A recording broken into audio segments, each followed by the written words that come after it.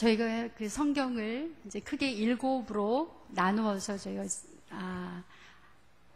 다섯 번째 말씀을 보고 있습니다. 구약을 세 가지로 나누고 신구약 중간사가 들어가고 신약을 다시 셋으로 나눠서 우리가 총 7덩어리로 우리가 성경을 나누는데요.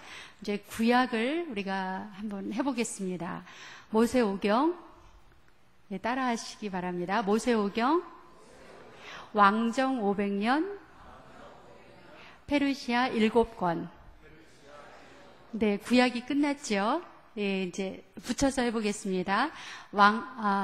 모세오경 왕정 500년 페르시아 7권, 네, 7권, 그 다음에 중간사 400년, 예, 4개를 한번 붙여보겠습니다. 충분히 우리는 하실 수 있습니다. 네, 모세오경 왕정 500년 페르시아 7권 중간사 400년. 네, 한 번만 더 해보겠습니다. 모세오경 왕정 500년 페르시아 7권 중간사 400년. 그래서 오늘은 신약으로 들어가는데요. 신약의 첫 번째 묶음은 사복음서입니다. 사복음서, 신약의 첫 번째 묶음, 오늘 사복음서를 저희가 같이 살펴보겠습니다. 우리가 사복음서 하면 마태복음, 마가복음, 누가복음, 요한복음. 네, 가장 쉽다고 우리가 생각을 할 수 있어요. 사복음서 시작, 마태, 마가, 누가, 요한. 이 사복음서에 우리가 어떠한 내용이 있는지를 같이 살펴보겠습니다.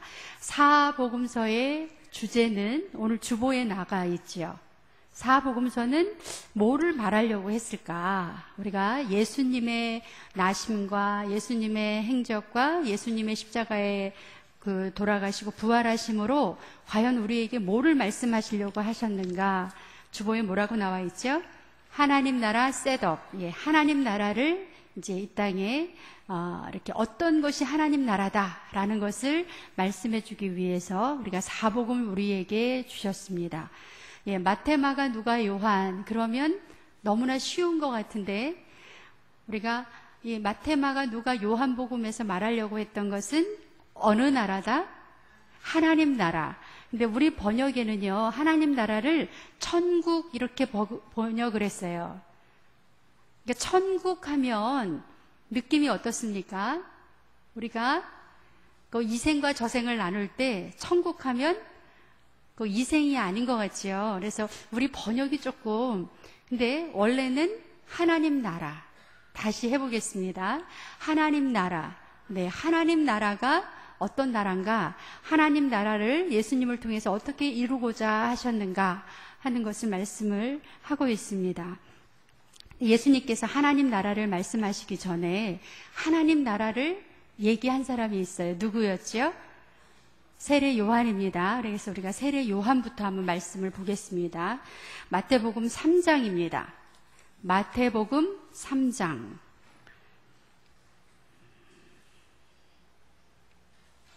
마태복음 3장.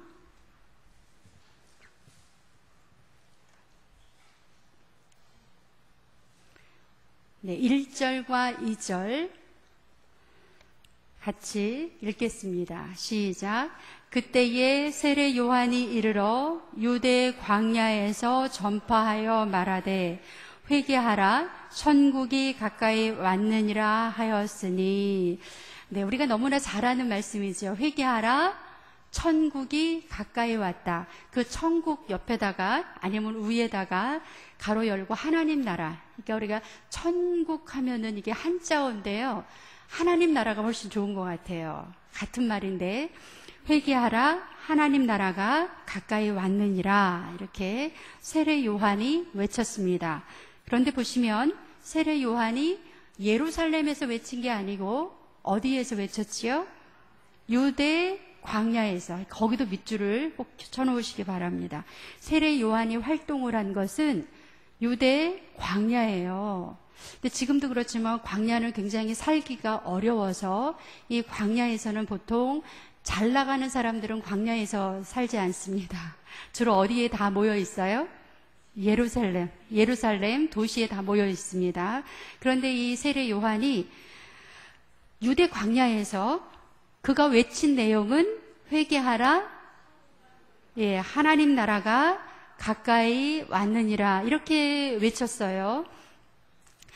이 세례 요한이 어떤 옷을 입고 이런 말을 하고 다녔냐면 4절에 보시면 이 요한은 시작, 이 요한은 낙타털 옷을 입고 허리에 가죽띠를 띠고 음식은 메뚜기와 석청이었더라. 그러면 우리가 다시 한번 살펴봅니다. 세례 요한이 금빛 찬란한 번쩍번쩍한 그런 옷을 입은 것도 아니고요.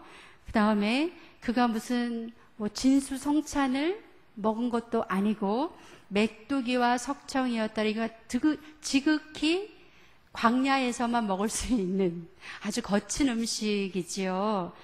그런데 문제는 세례 요한이 예루살렘에서 얘기를 한 것도 아니고 그가 멋진 옷을 걸치고 멋있게 얘기를 한 것도 아닌데 어떤 사람까지 이 유대 광야로 나왔냐면 7절에 보시면 같이 읽어보겠습니다. 시작.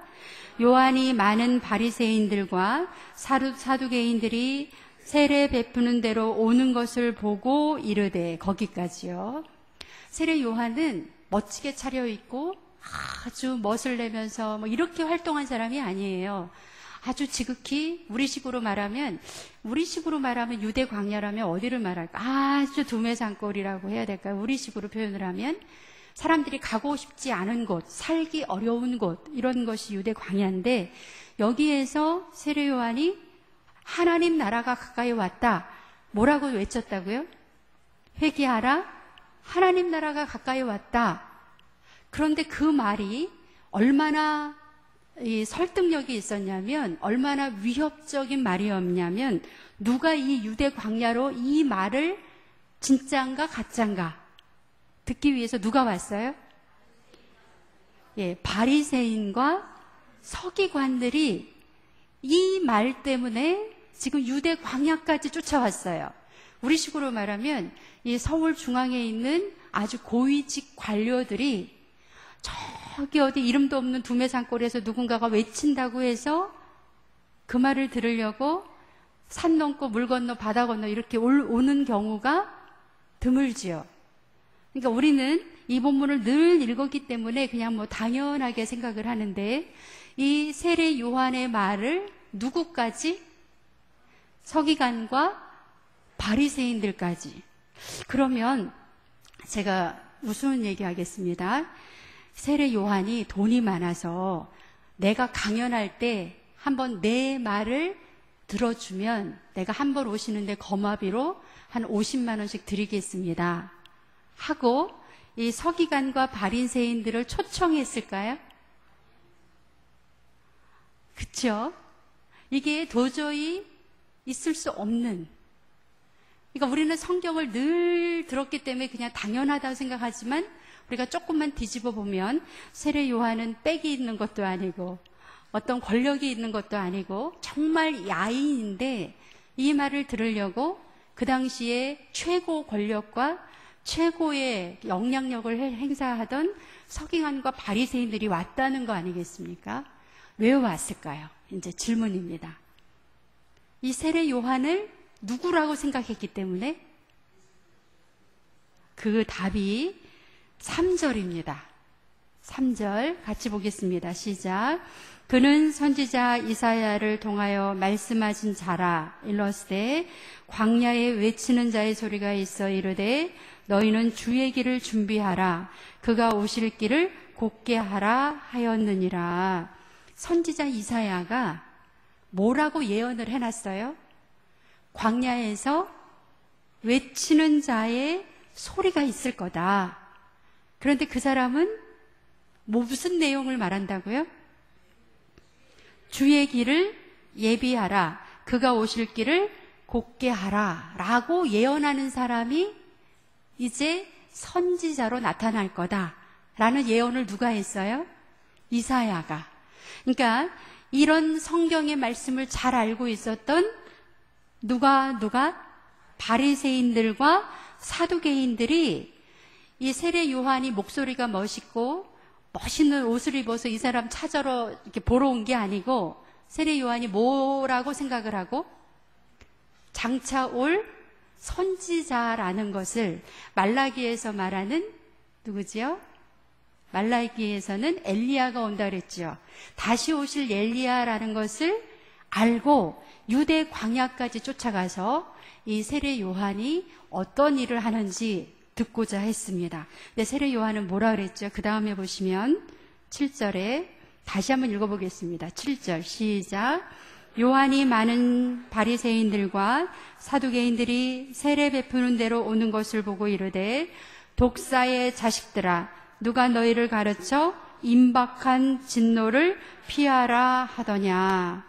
그러면서 8절 9절 같이 읽겠습니다. 시작. 그러므로 회개에 합당한 열매를 맺고 속으로 아브라함이 우리 조상이라고 생각하지 말라. 내가 너희에게 이르노니 하나님이 능히 이 돌들로도 아브라함의 자손이 되게 하시니라. 이미 도끼가 나무 뿌리에 놓였으니 좋은 열매를 맺지 아니하는 나무보다 찍혀 불에 던져지느니라. 이렇게 말씀을 했습니다. 직격탄을 날렸어요. 뭐라고 불렀어요? 독사의 자식들아. 와, 그러면서 더 중요한 말이 있습니다. 아브라함이 우리 조상이라고 말하지 말아라. 누구도 뭐가 될 수 있다? 9절에 이 돌들로도 아브라함의 자손이 될 수 있다. 이거는요 거의 폭탄 선언입니다. 독사의 자식들보다 독사의 자식들아라고 말한 것보다 더 어마어마한 선언이 뭐냐면 족보를 가지고 선민이라고 생각했던 이스라엘 사람들의 그 가장 중요하다고 생각하는 부분을 가지고 이 돌들로도 아브라함의 자손이 될 수 있다. 그러니까 무슨 나라를 지금 이렇게 얘기하는 거예요? 제사장 나라. 그러니까 구약 성경에서 계속 말했던 제사장 나라의 가장 기본이 되는 것을 지금 이야기를 하고 있습니다. 4장으로 넘어가시면 이렇게 외치던 세례 요한이 이제 잡혀갔어요. 4장 12절 시작. 예수께서 요한이 잡혔음을 들으시고 갈릴리로 물러가셨다가 이제 요한이 잡힌 다음에 예수님께서 17절에 시작. 이때부터 예수께서 비로소 전파하여 이르시되 회개하라 천국이 가까이 왔느니라 하시니라. 제가 이제 다 읽었으니까 회개하라 천국이 가까이 왔다. 이 선포는 누가 하신 거죠? 네. 우리가 이제 성경 두 곳을 다 읽었기 때문에 회개하라 천국이 가까이 왔느니라 이 말씀은 누구와 누구의? 세례 요한과 예수님의 말씀의 핵심입니다. 예수님께서 하시고자 하는 일은 하나님 나라, 여기서 말하는 천국에 대한 것을 말씀을 하신다는 것을 알 수가 있습니다. 우리가 한 군데만 더 보겠습니다. 마가복음에 보면 우리가 똑같은 말씀이 나오는데요. 마가복음 1장 14절 15절. 네, 여기를 지금 왜 보냐면요. 마가복음 1장 14절 15절.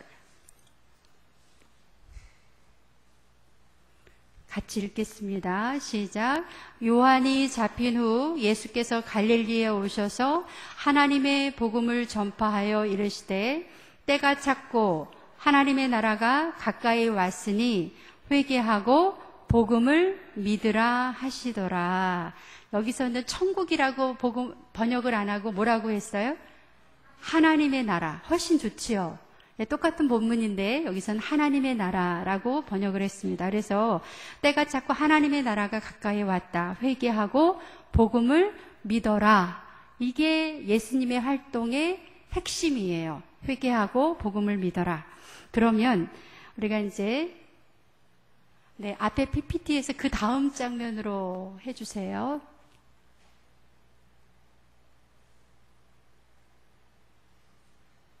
여기 보시면 네, 질문이 나오는데요. 첫 번째 질문 너무 작지요. 제가 같이 읽겠습니다. 보이시는 분 시작. 왜 예수님은 사두개파 바리새파보다 세리와 창기들을 친구로 여기셨는가 이거예요. 이제 제가 그냥 설명하겠습니다. 왜 예수님은 바리새인들이나 사두개인들보다 누구를 친구로?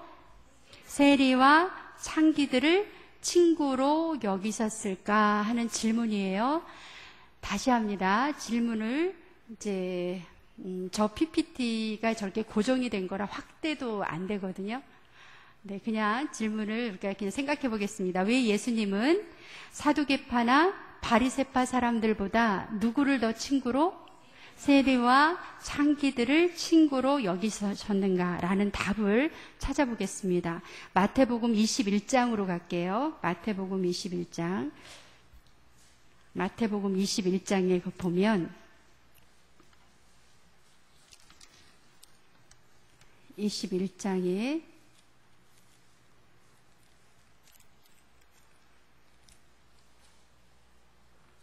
28절 보시면 두 아들에 대한 비유가 있습니다. 두 아들에 대한 비유. 28절부터 우리가 쭉 어디까지 읽을 거냐면요. 31절까지 읽을 거예요. 28절부터 31절까지.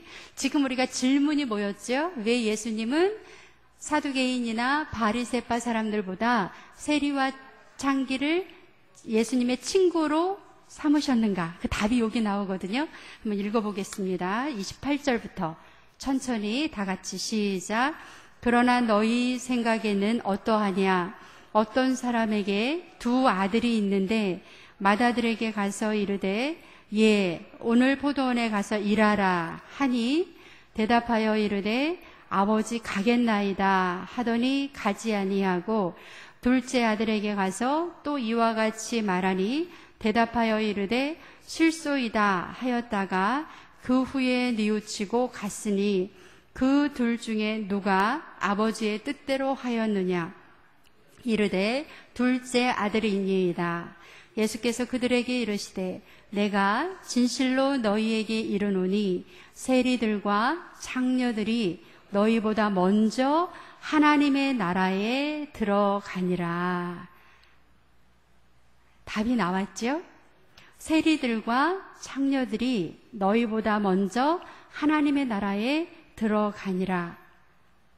근데 이유가 나왔어요. 그 바로 앞에. 이 사람들은 어떤 일을 했기 때문에 그렇죠? 31절. 그 둘 중에 누가 아버지의 뜻대로 하였느냐? 예, 그랬더니 둘째 아들이 뭐라 그랬어요? 처음에는 싫다고 했지만 그 후에 뉘우치고 갔다. 그래서 아까 보시면 예수님께서 하나님의 나라를 뭐라고 하셨냐면 회개하라. 때가 찼고 하나님의 나라가 가까이 왔으니 회개하고 복음을 믿어라. 이 말씀에 그대로 응답을 한 사람은 바로 여기 세리들과 창녀들입니다. 회개하고 여기 31절에 보시면 30절에 실소이다 이렇게 하였다가 후에 뉘우치고 이게 뭐예요? 회개하고 갔으니 이 말은 예수님의 그 말대로 실천하고 믿었다는 얘기지요.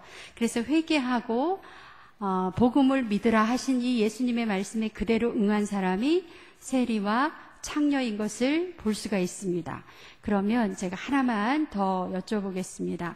하나님의 나라는 어떤 나라일까? 하나님의 나라. 우리가 마태, 마가, 누가, 요한 복음은 하나님의 나라를 말하는데요.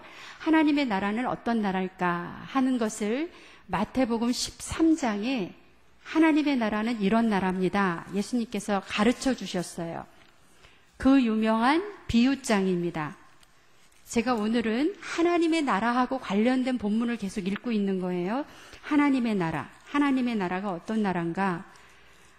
제가 여쭤보겠습니다. 13장을 딱 펴놓으시고, 농부에게는 하나님이 비유로 말씀을 하셨어요. 하나님의 나라는 이런 나라입니다 라고 설명을 해주는데, 농부에게는 어떤 비유로 말씀을 해주셨을까요? 씨 뿌리는 비유. 왜냐하면 농부는 늘 맨날 씨를 뿌리는 사람들이기 때문에 씨 뿌리는 비유로 말씀을 해주셨어요. 주부들은 집에서 주로 여기는 밥을 하는 사람들이 아니고 빵을 만들지요. 그래서 주부들에게는 33절 가보시면 주부들에게는 어떤 비유로 말씀을 하셨을까? 33절 한번 읽어볼게요. 시작. 또 비유로 말씀하시되 천국은 마치 여자가 가루 선말 속에 갖다 넣어 전부 부풀게 한 누룩과 같으니라. 이것을 가장 잘 이해하는 사람들은 매일 빵을 만드는 주부들입니다. 또 하나 여기 보시면 어부들에게는 어떤 비유로 하셔야 이해가 잘 될까요?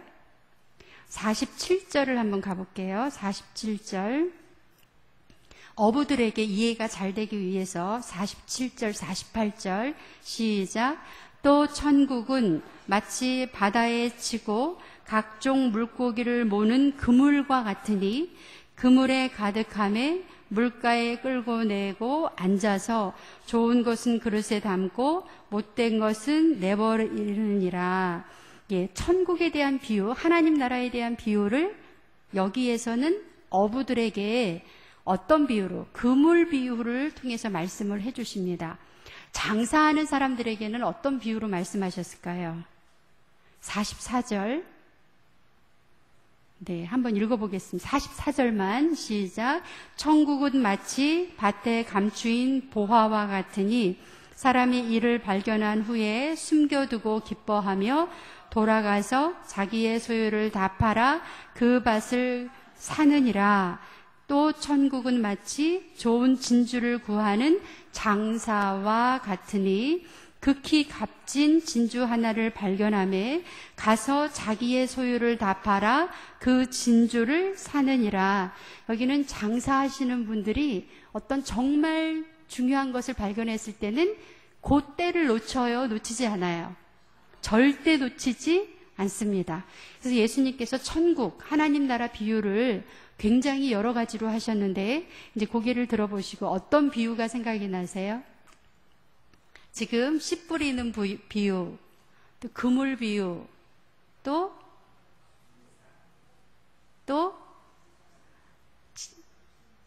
예, 밭에 감추인 보화 비유, 또 값진 진주 비유, 이런 것을 통해서 하나님 나라에 대해서 계속해서 설명을 하십니다.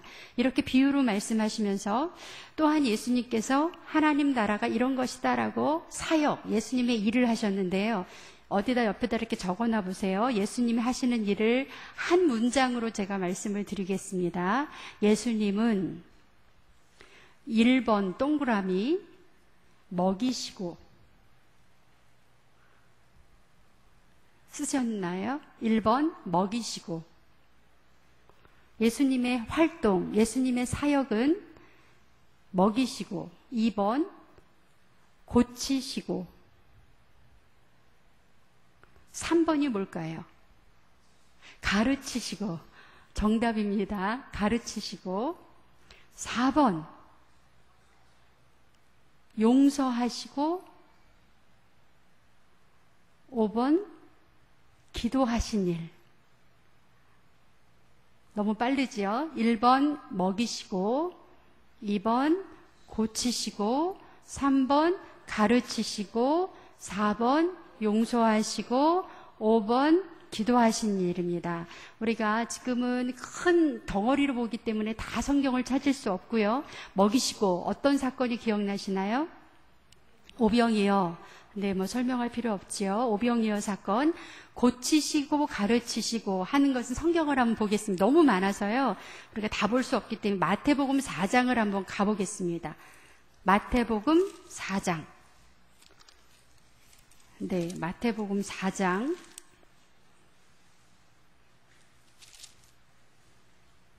23절.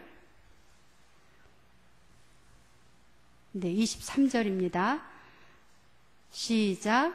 예수께서 온 갈릴리에 두루 다니사 그들의 회당에서 가르치시고 천국 복음을 전파하시며 백성 중에 모든 병과 모든 약한 것을 고치시니, 여기 천국 복음에다 밑줄 치시고요. 우리가 지금 이것을 어떻게 부르고 있죠? 하나님 나라의 복음입니다. 하나님 나라의 복음을 전파하시고 그 다음에 회당에서 가르치시고, 그러니까 동사에다 밑줄 치시면 되겠죠. 가르치시고 전파하시고 고치시고, 예, 하나님 나라의 복음을 전파하시고 모든 병과 모든 약한 것을 고치시고, 하나님의 사역의 가장 중요한 거 고치시고 가르치시고 또 전파하시고, 네. 용서하시거든 뭐가 기억이 날까요? 예수님께서 용서하신 대목, 십자가상에서 누가복음 23장, 누가복음 23장 34절, 누가복음 23장, 저 뒤에 히터를 꺼도 되지 않을까요? 23장 34절, 23장 34절, 23장 34절, 138조. 시작. 이에 예수께서 이르시되 아버지 저들을 사하여 주옵소서, 자기들이 하는 것을 알지 못함이니이다 하시니더라. 그들이 그의 옷을 나누어 제비 뽑을세. 저들이 하는 일을 알지 못함이니이다. 예수님의 용서하시는 그런 사역, 또 마지막 기도하시는 일, 누가복음 5장 15절 16절 찾아보겠습니다. 누가복음 5장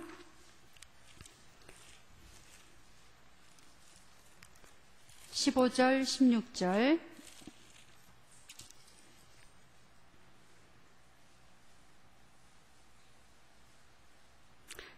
네, 시작. 예수의 소문이 더욱 퍼짐에 수많은 무리가 말씀도 듣고 자기 병도 고침을 받고자 하여 모여오되 예수는 물러가사 한적한 곳에서 기도하시니라. 네, 예수님의 사역 중에 아주 중요한 것이 기도하시는 사역이었습니다. 마태복음 26장, 한 장만 더 보겠습니다. 마태복음 26장 36절. 네, 너무 조용하네요. 마태복음 26장 36절.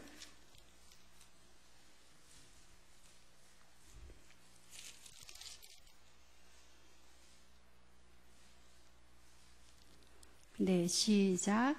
이에 예수께서 제자들과 함께 겟세마네라 하는 곳에 이르러 제자들에게 이르시되 내가 저기 가서 기도할 동안에 너희는 여기 앉아 있으라 하시고. 네, 잘 아시는 부분이죠. 예, 로마서 8장 34절 한 번 더 봅니다. 로마서 8장 34절.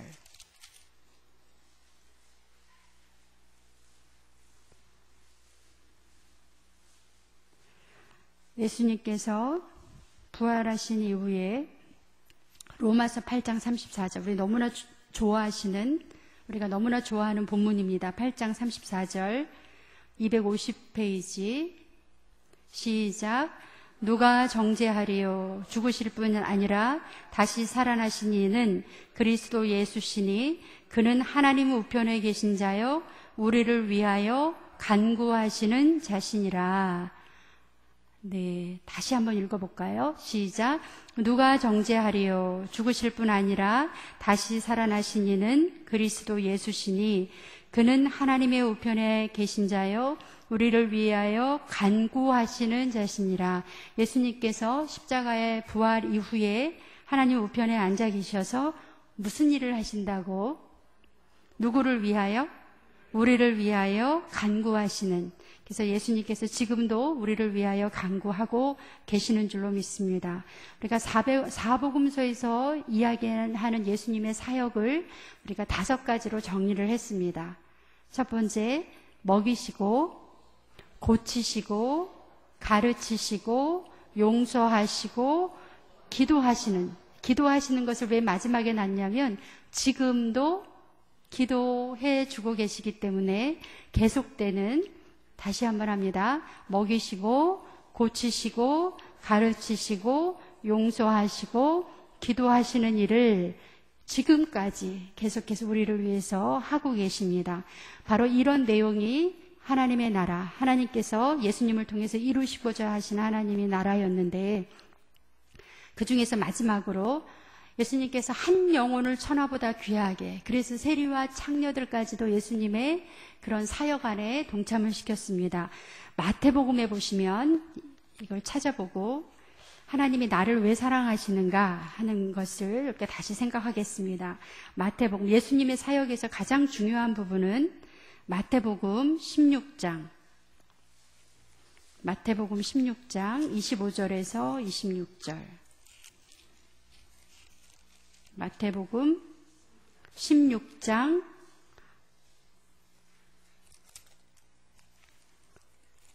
찾으셨나요? 네, 읽어 시작.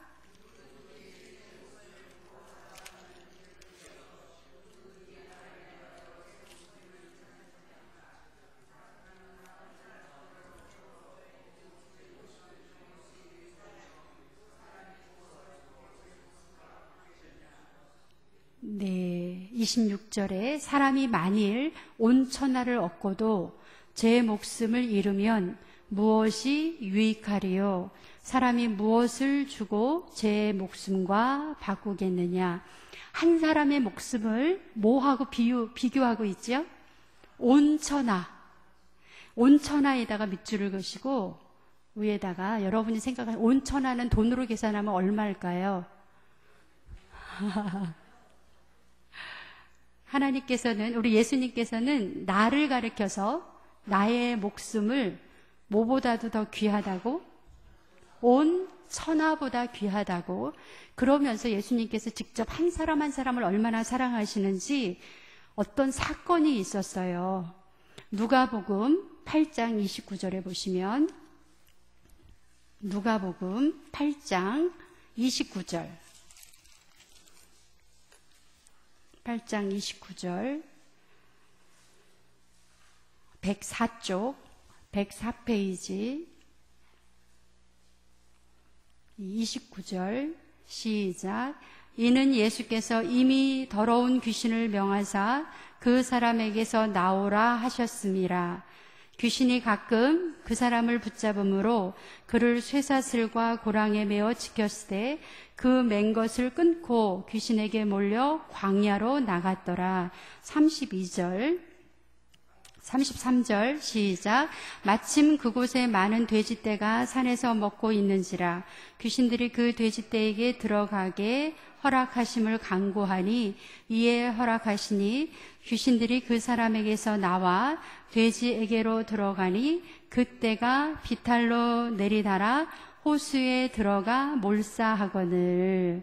네, 분명히 예수님께서 한 생명을 천하보다 귀하게 여긴다 그랬는데, 그거는 우리 모든 사람들이 끄떡끄떡하고 정말 한 사람 한 사람이 중요하지 생각을 하다가요, 이 대목에 딱 오면 귀신 들린 한 사람이 더 귀할까요? 돼지 2,000마리가 더 귀할까요? 여기는 이게 막 헷갈리죠? 네, 그래서 예수님께서 직접 사건을 통해서 한 사람의 소중함을 직접 이렇게 사건으로 보여주십니다. 그런데 우리는 우리 스스로를 너무 고상하다고 생각을 해서 절대 이 귀신 들린 사람하고 나하고는 같은 종류의 사람이 아니지요? 그렇죠? 네, 그래서 우리는 굉장히 고상하고 멋있는 사람들이기 때문에 우리는 하나님이 충분히 사랑해 줄 만한 가치가 있고, 귀신 들린 이 사람은 그렇게까지 사랑 안 해도 될 것 같은 우리 마음에 그런 예, 그런 마음이 조금은 있지 않을까. 그런데 하나님께서는 한 생명이 천하보다 귀하다고 말씀하실 때 한 생명 앞에 뭐가 없어요? 귀신 들린 한 생명. 이런 게 없어요. 뭐 예를 들면 요즘은 이제 장애가 별로 이렇게 되지 않는데 이 시대만 하더라도 뭐 약간 뭐가 부족한 누구는 천하보다 귀하지는 않다. 이렇게 말씀하신 게 아니고 모든 생명이 천하보다 귀하다. 근데 이 말씀을 하시던 이때가 로마 시대예요. 로마 시대에는 민주주의가 지금처럼 이루어지지 않았습니다. 노예들이 매일 죽어나가는 그 시대에도 하나님께서는 노예들은 빼고 이렇게 말씀하시지 않고 한 사람 한 사람 모든 사람을 천하보다 귀하게 여기는 그런 나라가 무슨 나라다? 하나님의 나라다. 그러면 그 한 사람 안에 누가 들어가야 되죠? 내가 들어갑니다. 그래서 하나님이 나를 얼마나 사랑하시는지, 그래서 나를 위하여 십자가에 돌아가셔서 구원해 주셨지요. 그런데 나는 이 정도면 괜찮으니까 나는 빼고 저 죄 많은 아무개 누구를 위해서 십자가에 돌아가신 것은 아니지요. 그렇죠? 예수님께서는 바로 나를 위해서 나를 천하보다 귀하게 생각하시기 때문에 이것이 바로 하나님의 나라, 예, 하나님이 이루고자 예수님을 통해서 이루고자 하셨던 하나님의 나라입니다. 그래서 우리가 신약 성경 들어가면서 하나님이 이루고자 하시는 나라는 바로 누구를 사랑해 주시는? 나를 사랑해 주시는 내가 왜? 내가 어떤 자격이 있어서요? 그냥 조건 없이 천하보다 귀하기 때문에 내가 제사장이라서 내가 뭐 레위인이라서 내가 바리새인이라서 나를 사랑하시는 것이 아닙니다. 하나님은 천하보다 나를 귀하게 여기시고자 이 땅에 예수님을 보내주셨다고 하는 그 놀라운 메시지가 바로 어디에 있다? 마태, 마가, 누가, 요한 복음에 있습니다. 그래서 사복음서의 핵심은 하나님 나라를 만들고자 하시는 예수님을 통해서 그래서 그 하나님 나라 이제 시작을 합니다. 다음 주는 사도행전 30년에 대해서 우리가 말씀을 같이 보시겠습니다. 기도하시겠습니다.